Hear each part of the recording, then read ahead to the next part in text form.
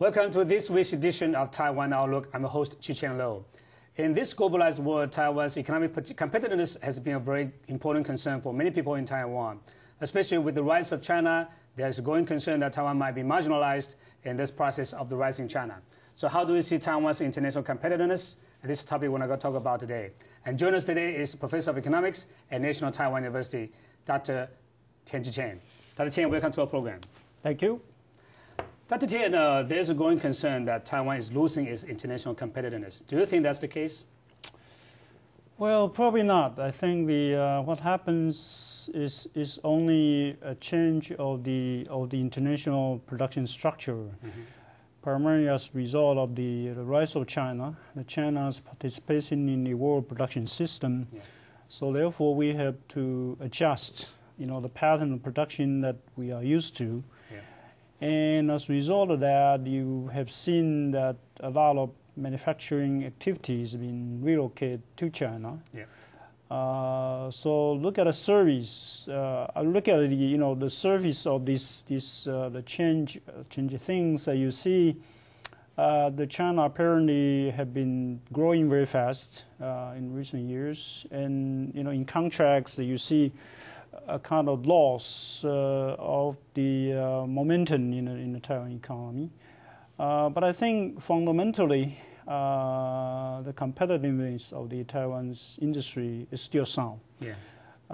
So we are probably in a period of transition, and we have not completely out of this transitional period. As you say that Taiwan is in a very important and critical transitional period, and Taiwan has been trying to upgrade its economy from the labor-intensive industry to a more service-based and also more high-tech based economy.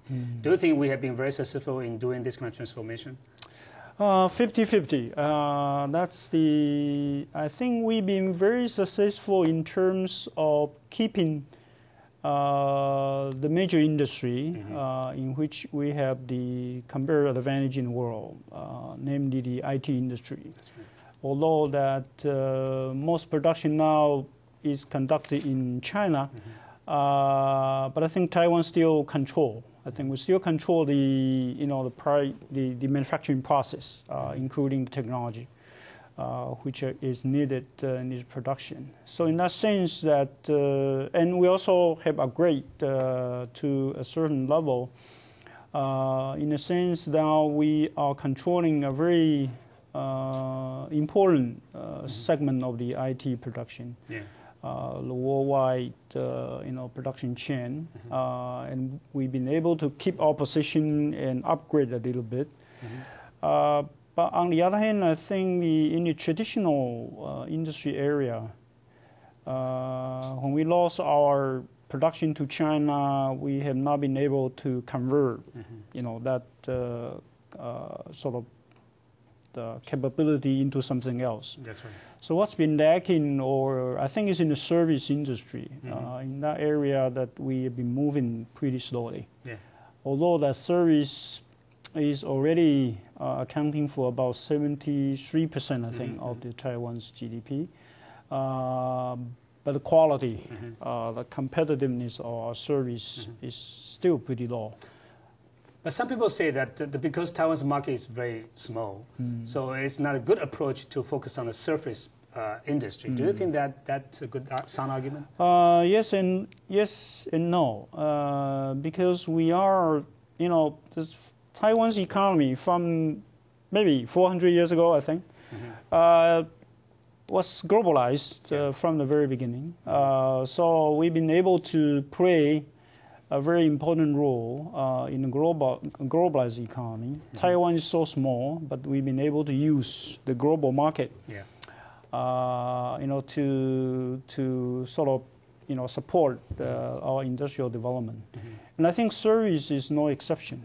If we are going to do some service only for the domestic purposes, that's not going to carry us too far.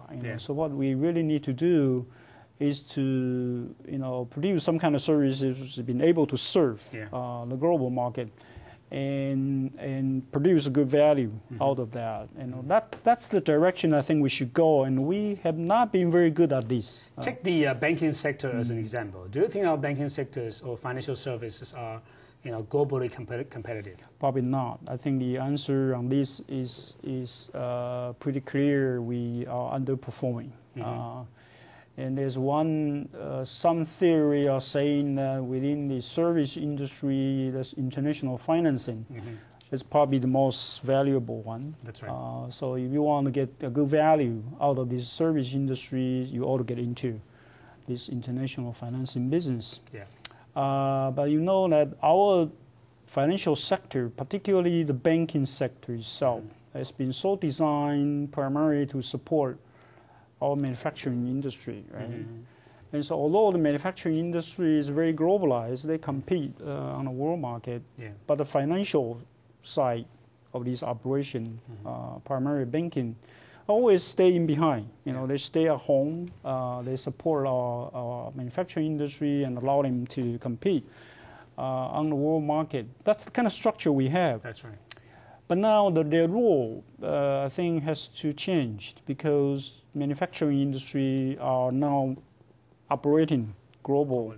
They produce not in Taiwan today, they produce in China or they produce in Southeast Asia, right? So the banking sector and the other financial service industries, they have to go together with them in order to provide a better support, but they just couldn't do that because we are not used to it. So that's the area I think we have to learn. And this is also a very competitive sector, I think, because international finance is this has a long history and it's been dominated by industrialized countries like Great Britain, UK, and the United States, right? Even Japan could not really compete with those two countries in the international financial market. So not to mention Taiwan. So this is a difficult area, but I think we have to find a way of creating our niches, and therefore we've been able to provide probably a special kind of financial service, which the British and the American financier couldn't do. Such as what? Such as more manufacturing-based, more production-oriented, more process-focused type of operation. The other, because manufacturing is our sort of core, the core competence of the Taiwanese industry, and we know manufacturing better than anybody else, particularly in the process of production. And of course, you need a lot of support in this process. And for the more advanced countries, like UK, they have lost their manufacturing industry for a long time, right? They are no longer a very important player in terms of production. And the US is following the same kind of route. But nevertheless, their financial industry has been so globalized, and they have multinational operations for a long time. They have more experience, they're more established, they're more innovative in terms of creating financial instrument to sort of bring value to the whole world economy. So this is their advantage. We cannot expect, and they are so big also. I mean, these financial institutions today are so big, and you really can't imagine that any of the Taiwan's financial institutions, including bank or security houses or insurance company, they can ever be grow to such a level of size. So we, just like our manufacturing industry, we have to find the niches.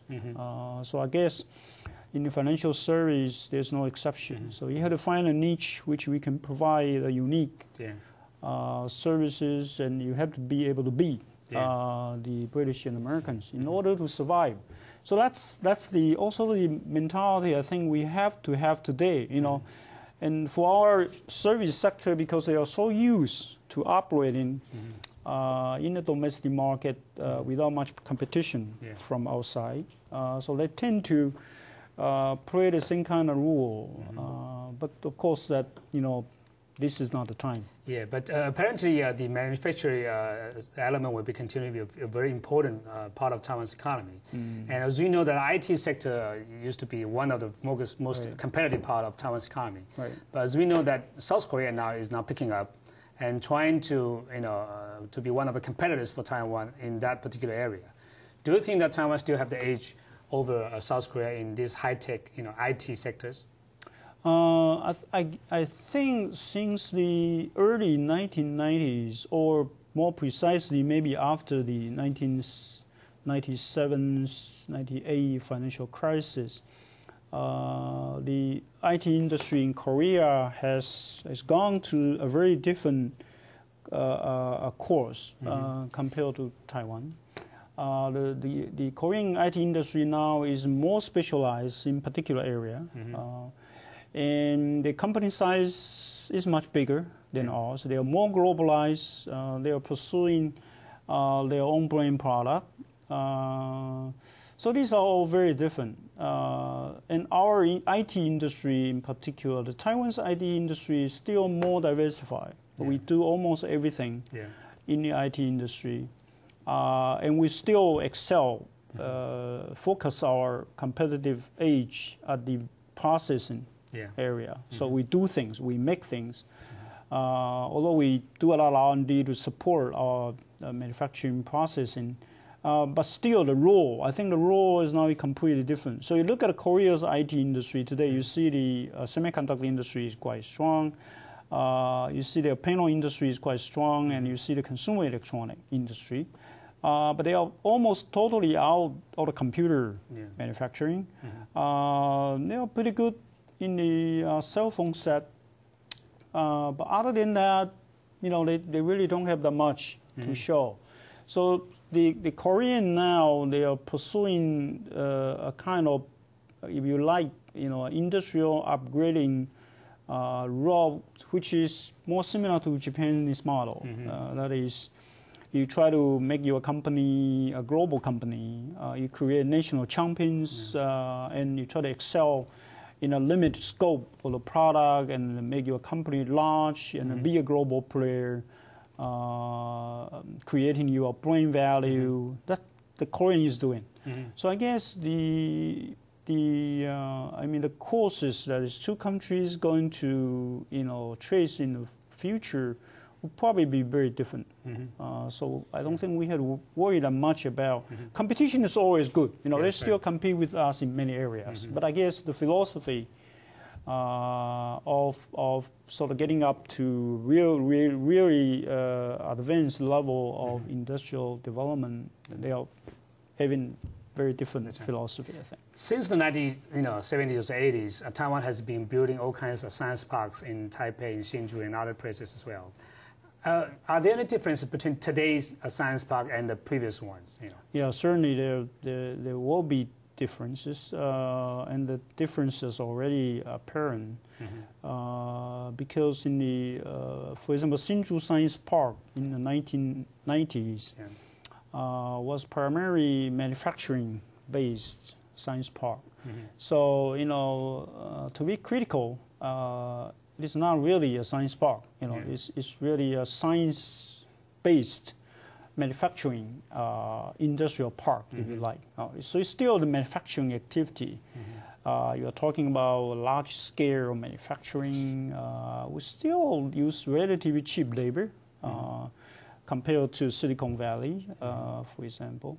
So it's pretty much the manufacturing base. Today's science park in Hsinchu or in Taichung and Tainan, you still see a lot of manufacturing, but increasingly there's a larger proportion of R&D activities, research and design.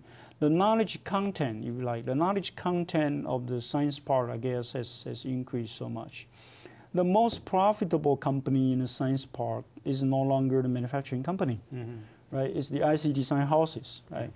Or the solar cells, those very new frontier company with frontier technology.